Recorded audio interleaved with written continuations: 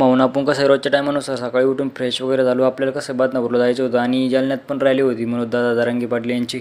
मग काय मी लगेच निघालो बदनापूरच्या दिशेने. मग काय म्हणलं कसं आपल्याला वापस पण यायचं होतं ना. एक हॉटेल आली होती, म्हणलं चहा पिण्याचा मूड झाला. मग काय चहा वगैरे पिला. हॉटेलचं नाव तुमच्या लक्षात असेल तर कमेंट करून सांगू शकता.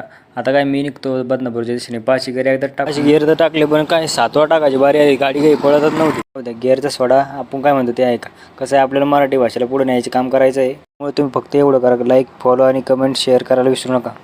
लाईकच्या फॉलोच्या आता विचारलं होतं भावाच्या डेटचे उद्घाटन होतं. मग त्यानंतर पोहोचलो उद्घाटनाच्या ठिकाणी. मग काय उद्घाटन ओपनिंग पार पडली. म्हणलं कसं आहे आपल्याला ड्युटीला जाऊन रॅलीत पण जायचं होतं. म्हणलं आपण चला म्हणलं आता लवकर आपण. नंतर आपण लगेच येऊन भेटलो छत्रपती शिवाजी महाराजच्या पुतळ्यापाशी. म्हणलं कसं आहे रॅलीची सुरुवात होणार होती.